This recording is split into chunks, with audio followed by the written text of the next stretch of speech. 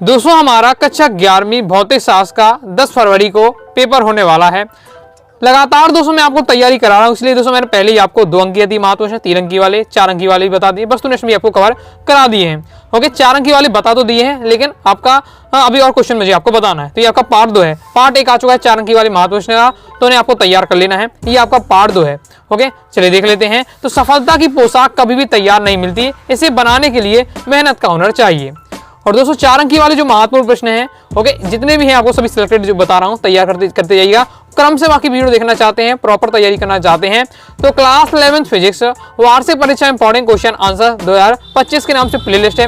Playlist पर जाकर क्रम से वीडियो देखकर आप तैयारी कर सकते हैं। सबसे पहले दोस्तों हमारा क्वेश्चन है, यदि सरल आवर्त गति के विस्थापन का समीकरण ए cos थीटा ओमेगा टी हो, तो इसका वेग और त्वरण का आपको क्या है फलन, त्वरण का फलन आपको ज्ञात करना है। प्रीवियस क्वेश्चन आ चुका है, तो इसलिए इंपॉर्टेंट है। अब मैं आपको यहाँ समझाने में क्वेश्चन आपको बता रहा हूँ, उसका सॉल्यूशन मैं आपको बता रहा हूँ। ये आपका सॉल्यूशन दिया हुआ है, इस प्रकार से आपका किया गया है। पहले दोस्तों आपको क्या है, आपका वेग के लिए व्यंजक निकाला गया है। उसके बाद दोस्तों आपको क्या है, त्वरण के लिए क्या है व्यंजक निकाला है।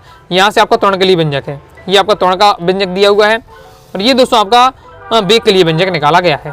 कंप्लीट हो जाता है। नेक्स्ट दोस्तों हमारा क्वेश्चन है, किसी बूंद में अतिरिक्त दाव का व्यंजक व्युत्पन्न कीजिए। बहुत ज्यादा इंपॉर्टेंट है, प्रीवियस क्वेश्चन ये भी आ चुका है। तो बूंद के अंदर अतिरिक्त दाव होता है, उसका आपको व्यंजक निकालना है। तो इस बार से आपका रहने वाला है, क्योंकि बहुत ज्यादा इंपॉर्टेंट है, जरूर तैयार करके रख लीजिएगा, समझ कर आपको तैयार कर लेना है। ओके, किस बार से आपका रहने वाला है, ये आपका डायग्राम है, और मैंने आपका सॉल्यूशन इतना दिया हुआ है। ओके, ये आपका मेन सॉल्यूशन है। अब होता कितना है, तो बूंद के अतिरिक्त, बूंद में अतिरिक्त दाव का जो होता है आपका 2T/R होता है। ओके, आपसे वस्तुनिष्ठ से पूछा जा सकता है, तो याद रखिएगा आपका बूंद के अतिरिक्त दाव का व्यंजक 2T/R। मैंने वस्तुनिष्ठ में आपको प्रैक्टिस भी कराया था। ओके, नेक्स्ट हमारा क्वेश्चन है, यंग प्रत्यास्था गुणांक किसे कहते हैं। यंग प्रत्यास्था गुणांक y = mg/L/r² को स्थापित कीजिए जहां प्रतीकों का समान अर्थ है। तो पहले आपको यंग प्रत्यास्था गुणांक पूछा गया है। तो यंग प्रत्यास्था गुणांक क्या है, प्रत्यास्था की सीमा के अंतर्गत अनुदैर्ध्य प्रतिबल और अनुदैर्ध्य विकृति के अनुपात को यंग प्रत्यास्था गुणांक या यंग मापांक कहते हैं। तो ये आपकी परिभाषा हो जाती है। फिर यंग प्रत्यास्था गुणांक बराबर क्या होता है, अनुदैर्ध्य प्रतिबल बटे हो जाएगा अनुदैर्ध्य विकृति, मात्रक हो जाएगा Nm/m², और विमीय सूत्र हो जाएगा mL T आपका हो जाएगा। Okay, T⁻²। कंप्लीट हो जाता है। याद कर लीजिएगा दोस्तों, इंपॉर्टेंट है। इसके बाद दोस्तों आपको सूत्र की स्थापना भी इसी करनी है, तो ये आपका सूत्र दिया हुआ है। यहाँ मतलब पूरा आपको उसके बारे में पूछ लिया जा रहा है, इसलिए आपको 4 नए क्वेश्चन मिल गया। विमीय सूत्र पूछ लिया, मात्रक पूछ लिया, उसकी परिभाषा पूछ ली, साथ ही सूत्र की स्थापना पूछी जा रही है। तैयार कर लीजिए। यंग प्रत्यास्था गुणांक के बारे में पूरा आपका ये मेन कंटेंट दिया हुआ है। तो अगर उससे संबंधित क्वेश्चन आपसे जरूर बन जाएगा। नेक्स्ट प्रगामी तथा अप्रगामी तरंगों के 4 अंतर आपको बताना है। तो ये आपका अंतर दिए हुए हैं, प्रगामी तरंग और अप्रगामी तरंगों में अंतर। और चीज़ों को जब याद करते समझ के तैयार करते जाते हैं, तो आपके वस्तुनिष्ठ भी आपके तैयार हो जाएंगे, क्योंकि बहुत सारे जो आप टॉपिक पढ़ रहे हैं, इन्हीं में से आपको 20 से वस्तुनिष्ठ आपके बनते होंगे। तो आपको तैयार कर लेना है। मैं आपको ज़्यादा नहीं समझा रहा हूँ, पूरा आपका दिया हुआ है। लॉन्ग क्वेश्चन है आपके, तो सभी आपको अपने हिसाब से तैयार कर लीजिएगा। मैं आपको इसलिए बता दें कौन कौन आपको तैयार करना चाहिए। नेक्स्ट ग्राफीय विधि से न्यूटन की गति के दूसरे समीकरण को प्राप्त कीजिए। ये भी प्रीवियस में आ चुका है। न्यूटन के 3 नियम है, तो आप होगा न्यूटन का दूसरा जो समीकरण है, दूसरा नियम है, वो उसको निकालना है। किस विधि से, ग्राफीय विधि से। ग्राफीय विधि से बनाना है। तो आपका ये सॉल्यूशन दिया, चित्र में रुझान देखिए, एक समान त्वरित गति के लिए वेग समय ग्राफ प्रदर्शित है। ग्राफ से स्पष्ट है, ये सब आपका दिया हुआ है। इसके आगे दोस्तों ये सॉल्यूशन आपका पूरा दिया हुआ है। आप देखिए इसे बिल्कुल तरीके से रट तो नहीं सकते हैं, लेकिन आपको समझ लेना है। मैं आपको पूरा सॉल्यूशन बता दे रहा हूँ, ये आपका दिया हुआ है। अब प्रीवियस ईयर पे मैं आ चुका है, तो सिलेक्टेड है आपका, इसलिए मैं आपको बता रहा हूँ। न्यूटन की गति का दूसरा नियम क्या होता है, b² = 2u² + 2as। ये आपको हम निकाल दिया है। और किस विधि से निकाला है, ग्राफीय विधि से आपको निकाला, तो ग्राफीय विधि के माध्यम से निकाला गया है। कंप्लीट हो जाता है। नेक्स्ट हमारा क्वेश्चन है, प्रक्षेप के लिए क्षैतिज परास का व्यंजक स्थापित कीजिए। इंपॉर्टेंट है, देखिए क्षैतिज परास, ऊर्ध्वाधर ऊंचाई, और साथ ही दोस्तों आपका एक क्वेश्चन है कि जो प्रक्षेप का पथ परवलयाकार होता है उसे सिद्ध कीजिए। तो पिछली वीडियो में आपको बताया था, इंपॉर्टेंट है वो आपका, कि प्रक्षेप का जो पथ होता है परवलयाकार होता है, उसको सिद्ध करके बताइए। तो वो आपको तैयार करना है। साथ ही प्रक्षेप का क्षैतिज परास का व्यंजक कैसे निकालना पड़ता है, और आपका अधिकतम ऊंचाई का, ओके, उड्डयन काल का, इनका आपको जरूर सीख लेना। व्यंजक तो पहले आपको याद होना चाहिए, वहां से आपका न्यूमेरिकल बन सकता है, या फिर दोस्तों आपको वस्तुनिष्ठ पूछा जा सकता है, और निकालते ही बनना चाहिए, क्योंकि आपको इस प्रकार से क्वेश्चन आ सकता है 4 नंबर में। तो प्रक्षेप के लिए क्षैतिज परास का व्यंजक पूछा जा रहा है, किस प्रकार से दोस्तों आपको व्यंजक निकालना है, आपको पूरा दिया हुआ है। थ्योरी में आपको 2-3 लाइन में लिख दी है, फिर यहाँ से आपको निकालना है, ये आपका दिया हुआ है। ओके, तो इसके आपको अच्छे से तैयार कर लेना है। ये क्षैतिज आपका प्रक्षेप के लिए क्षैतिज परास का पूरा आपका व्यंजक यहाँ निकल आता है। कंप्लीट हो जाता है। नेक्स्ट हमारा दोस्तों क्वेश्चन है, ऊष्मागतिकी के द्वितीय नियम की आवश्यकता समझाइए। इस नियम से संबंधित किसी एक कथन की व्याख्या कीजिए। तो पहले तो आपको ऊष्मागतिकी का जो द्वितीय नियम है उसका क्यों आवश्यकता पड़ी वो आपका दिया जा रहा है। ऊष्मागतिकी का प्रथम नियम बताता है कि निकाय पर किए गए संपूर्ण कार्य को ऊष्मा में बदला जा सकता है। यह तथ्य प्रयोगों द्वारा तथा व्यवहार से सत्य पाया जाता है। ऊष्मागतिकी के द्वितीय नियम के अनुसार ऊष्मा को कार्य में पूर्णतः परिवर्तित करना असंभव है। ये आपका दूसरा नियम है। और ऊष्मागतिकी के द्वितीय नियम से संबंधित बातें भी आपको बतानी है, तो ये आपको ये दिया हुआ है, तैयार कर लीजिए कि हम जानते हैं यदि एक गर्म वस्तु व एक ठंडी वस्तु को संपर्क में रखा जाए तो ऊष्मागतिकी के प्रथम नियम का उल्लंघन नहीं होगा।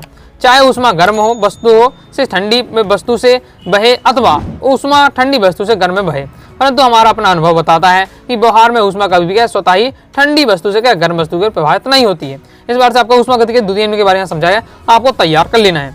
आगे नेक्स्ट जो हमारा क्वेश्चन है, ऊष्मीय प्रसार के लिए रैखिक प्रसार गुणांक और आयतन प्रसार गुणांक में संबंध स्थापित कीजिए। बहुत ज़्यादा इंपॉर्टेंट है। इसी टाइप का एक और मैंने आपको पिछली वीडियो में बताया था 4 नंबर वाली में, तो उसको भी आपको तय करना है, ये आपको तय करना है। यहाँ मतलब आपको यहाँ रेखीय प्रसार गुणांक और आयतन प्रसार गुणांक में आपको संबंध स्थापित करना है। इस टाइप का क्वेश्चन आपका पूछा जाता है, बहुत ज़्यादा इंपॉर्टेंट है, तैयार कर लीजिएगा। रैखिक प्रसार गुणांक और आयतन प्रसार गुणांक का अंतर। सॉल्यूशन बता रहा हूँ, जिस तरीके से लिखना है, जैसे लिखना है वो आपको पूरा दिया है। काफ़ी ज़्यादा मेहनत आप जो आप 5 से 10 मिनट में वीडियो देख लेते हैं, इसके लिए कई घंटों की मेहनत लग जाती है। ओके, कई घंटों की मेहनत रहती है, वो आप समझ सकते हैं, इसलिए वीडियो को लाइक जरूर कर दीजिएगा। ओके, नेक्स्ट हमारा क्वेश्चन है प्रत्यास्थ। अब देखिए, अब 4 नंबर क्वेश्चन है, तो कई बार ऐसा भी हो जाता है कि आपका कि 4 नंबर क्वेश्चन है, 2-2 नंबर के 2 क्वेश्चन रख दिए जाए तो वो 4 नंबर क्वेश्चन बन जाता है। तो प्रत्यास्थ उत्तर प्रभाव किसे कहते हैं और विकृत किसे कहते हैं। तो पहले तो आपका प्रत्यास्थ उत्तर प्रभाव के, अब 2 नंबर में नॉर्मल पूछा जा सकता है। तो जब किसी वस्तु पर प्रत्यास्थता की सीमा के अंतर्गत विरूपक बल लगाया जाता है तो विरूपक बल तो हटा लेने पर वस्तु अपनी पूर्वावस्था में आ जाती है, किंतु प्रयोगों द्वारा देखा गया है कि विरूपक बल को हटा लेने पर तुरंत ही पूर्वावस्था में नहीं आती है, अपितु ऐसा होने में कुछ समय लगता है। इसे ही क्या है, प्रत्यास्थ उत्तर प्रभाव कहते हैं। सिंपल यहाँ बताया जा रहा है, जैसे हमने रबड़ को लिया, रबड़ को खींचते हैं हम, ओके, तो उसका हमने क्या है यहाँ पर विरूपक बल लगा दिया है, लेकिन जब उसको छोड़ते हैं तो तुरंत ही पूरी तरीके से रबड़ के पास नहीं आती थी, धीरे धीरे करके आएगी और फिर अपनी सही अवस्था में आएगी, थोड़ा उसमें समय लगता है। तो इसी को हम क्या कहते हैं, प्रत्यास्थ उत्तर प्रभाव। नेक्स्ट हमारा क्वेश्चन है विकृति क्या है। तो विरूपक बल के कारण किसी वस्तु के एकांक विमा में होने वाली परिवर्तन को विकृति कहते हैं। विकृति इसमें क्या खराबी आ गई, जैसे आपने रबड़ को खींचा तो वो पहले बिल्कुल छोटी थी, लेकिन खींचते खींचते आपको क्या फिर छोड़ दिया आपने, मतलब विरूपक बल लगाया आपने, फिर छोड़ दिया उसको, तो अपनी अवस्था में तो आ जाएगी, लेकिन पहले छोटी तब थोड़ा सा बड़ी वो दिखेगी। ओके, क्योंकि उसको क्या खींच तान के आपने बड़ा कर दिया है, उसमें क्या उसकी साइज बिगाड़ दी यानी विकृति कर दी इस टाइप से। तो ये आपका विकृति है। तो बीमा में परिवर्तन बटे होता है प्रारंभिक वेग, ये फॉर्मूला होता है, और ये आपका क्या एक मात्राहीन और बीमाहीन राशि है। आगे नेक्स्ट हमारा क्वेश्चन है धारा रेखीय प्रवाह और विद्युत प्रवाह में अंतर। बहुत ज्यादा इंपॉर्टेंट है, इसे भी आपको तैयार करके रखना है। धारा रेखीय प्रवाह विद्युत प्रवाह में अंतर किस बार से आपका दिया हुआ है। जैसे जो धारा रेखीय प्रवाह होता है उसमें प्रवाह का वेग क्या क्रांतिक वेग से कम होता है, जबकि विद्युत प्रवाह में प्रवाह का वेग क्रांतिक वेग से अधिक होता है। इस बार से अंतर दिया हुआ है। इस प्रवाह में किसी बिंदु से गुजरने वाले प्रत्येक कण का वेग परिणाम व दिशा समान रहता है, जबकि विद्युत प्रवाह में इस प्रवाह से किसी बिंदु पर गुजरने वाले प्रत्येक कण का वेग भिन्न भिन्न हो सकता है। इस बार से दिया है, तो आपको दोस्तों तैयार कर लेना है। ओके, और ये मेन आपका इसमें है धारा रेखीय प्रवाह। धारा रेखीय वाला रेखा यानी एक सीधे चलना, धारा रेखा में सीधे चलना। तो कणों का मार्ग सरल रेखीय हो सकता है, ओके, जबकि कणों का मार्ग अनियमित और टेढ़ा मेढ़ा होता है। विद्युत प्रवाह यानी क्या है, टेढ़ा मेढ़ा जिस प्रकार से रहता है। धारा रेखीय धारा मतलब सीधे चलता है। इस टाइप का आपको माइंड में याद रखना है। ओके, तो ये अंदर दिए, तैयार कर लीजिएगा, बहुत ज्यादा इंपॉर्टेंट है।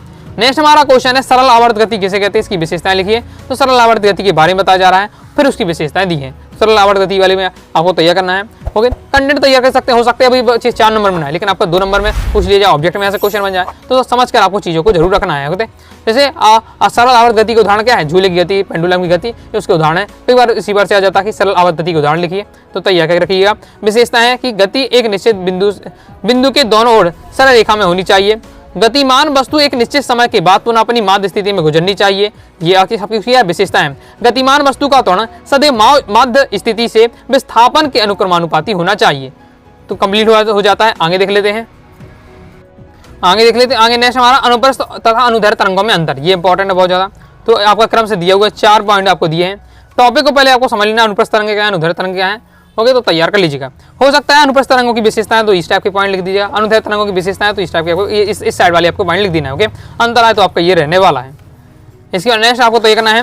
देखिए, अब यहाँ भी 2 नंबर के 2 क्वेश्चन रख दिए। तो पहला तो है आपका दूरी विस्थापन में अंतर, दूरी और विस्थापन की परिभाषा देना है आपको, और फिर इसका एसआई पद्धति में मात्रक लिखना है। अथवा क्वेश्चन है एक समान तथा परिवर्तित त्वरण को परिभाषित कीजिए।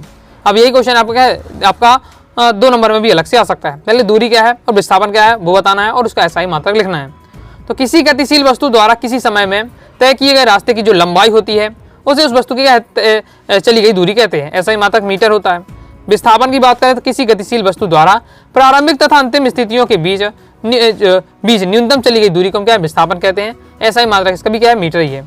एक समान त्वरण की परिभाषा, तो जब समान समय अंतराल में वस्तु के वेग में समान परिवर्तन होता है तो वस्तु के त्वरण को क्या कहते हैं, एक समान त्वरण कहलाता है। इसके बाद दूसरा परिवर्तित त्वरण है, तो वस्तु के त्वरण का परिणाम अथवा दिशा या दोनों परिवर्तित होते हैं तो इसका क्या कहलाते हैं हम, इस त्वरण को हम कहते हैं परिवर्तित त्वरण। नेक्स्ट हमारा क्वेश्चन है, देखिए अभी मैंने आपको बताया है कि आपको तैयार करके रखना है कि जो प्रक्षेप का पथ परवलयाकार होता है इसे सिद्ध कीजिए। ओके, और साथ ही इसके साथ प्रक्षेप की जो आपके अधिकतम ऊंचाई का फॉर्मूला, क्षैतिज परास का और आपको उड्डयन काल का, इनके फॉर्मूला व्यंजक को याद रखना है और निकालना भी सीख लेना है। तभी इससे पहले मैंने दोस्तों आपको प्रक्षेप की क्या है, क्षैतिज परास का फॉर्मूला निकालना बताया, ओके, और उसका व्यंजक निकालना बताया। अब दोस्तों है महत्तम ऊंचाई या अधिकतम जो हमारी ऊंचाई होती है उसका व्यंजक किस प्रकार से निकालेंगे, तो ये आपका दिया हुआ है। ओके, बहुत इंपॉर्टेंट है, तो इसे भी आपको तैयार कर लेना है। मैं आपको कंप्लीट यहाँ सॉल्यूशन आपको दिखा रहा हूँ किस तरीके से आपको करना चाहिए और ये हमारे यहाँ हो जाता है। ओके, यहाँ अगर आप हो सकता है कि आप इसमें तो आप कम कर नहीं सकते हैं कंटेंट को, थ्योरी आप क्या है शॉर्ट में आप लिख सकते हैं। ओके, लेकिन ये आपका पूरा यही रहने वाला है आपका, और ये हमारा क्या है सॉल्यूशन कंप्लीट हो जाता है। नेक्स्ट दोस्तों हमारा क्वेश्चन है, न्यूटन का शीतलन का नियम क्या है। शीतलन दर तथा तापांतर में संबंध दर्शाने वाले व्यंजक निगमित कीजिए तथा लागू होने वाली शर्तें लिखिए। न्यूटन का शीतलन नियम इंपॉर्टेंट है, प्रीवियस में आ चुका है, तो शीतलन नियम के आपको बारे में जरूर तैयार करके रखना है। साथ ही शीतलन दर और तापांतर में आपको संबंध बताना है। ओके, तो ये आपका दिया, साथ ही में शर्तें भी बताना। तो पहले तो आप यहाँ से देख सकते हैं, ये आपकी शर्तें दी हुई हैं, ये आपका दिया हुआ है संबंध। ओके, शीतलन दर और तापांतर में संबंध, और फिर आपका न्यूटन के शीतलन नियम में लागू होने वाली शर्तें कौन कौन सी हैं, सीमाएं कौन कौन सी है, इसकी सीमाएं दी हुई हैं, तो इसे आपको तैयार कर लेना है। बहुत ज़्यादा इंपॉर्टेंट है, न्यूटन का शीतल नियम तैयार करके दोस्तों आपको रखना है। आगे नेक्स्ट और लास्ट हमारा क्वेश्चन रहने वाला है, जो कि प्रीवियस में कई बार ये क्वेश्चन आ चुका है, CP - CB = R। इसको आपको क्या है सिद्ध करना है, ये आपको निकालना व्यंजक, जहाँ CP क्या है नियत दाब पर विशिष्ट ऊष्मा है, CB आपका नियत आयतन पर विशिष्ट ऊष्मा है। ओके, तो चलिए देख लेते हैं इसका सॉल्यूशन। जरूर इसको आपको तैयार करके रखना है, ओके, कोई ना कोई साइड में जरूर आपको ये देखने को मिलेगा। तो इसका तो सॉल्यूशन मैं आपको दिखा रहा हूँ, ये आपका पूरा दिया हुआ है, जैसे आपको अच्छे से तैयार कर लीजिएगा। ओके, अगर आपसे जैसे नहीं समझ में आ पा रहा है, आप देखना चाहते हैं, समझना चाहते हैं, तो आप यूट्यूब पर इस पर सर्च कर सकते हैं, तो हो सकते हैं आपको क्या है स्पेशल इसकी वीडियो मिल जाए, तो आपको समझने में आसानी हो जाएगी। तो समझ कर आप क्या तैयार कर सकते हैं, ये हमारा क्या कंप्लीट हो जाता है। इस प्रकार से दोस्तों मैंने आपको 4 अंकी वाले महत्वपूर्ण कवर करा दी, साथ ही पार्टी में कुछ क्वेश्चन बताए उन्हें भी आपको तैयार कर लेना है, और 2 अंकी 3 अंकी वस्तुनिष्ठ भी बताएं। क्रम से वीडियो देखना चाहते हैं, क्लास 11th फिजिक्स वार्षिक परीक्षा इंपॉर्टेंट क्वेश्चन आंसर 2025 प्लेलिस्ट है, प्लेलिस्ट में जाकर आप क्रम से वीडियो देख लीजिएगा। तो वीडियो पसंद आए लाइक करके सब्सक्राइब जरूर कर दीजिएगा। साथ ही दोस्तों टाइम से व्हाट्सएप चैनल को ज्वाइन कर लीजिएगा, और दोस्तों डाउट आता है कमेंट बॉक्स में आप जरूर पूछिएगा। मिलते हैं नेक्स्ट वीडियो में, तब तक के लिए बाय बाय।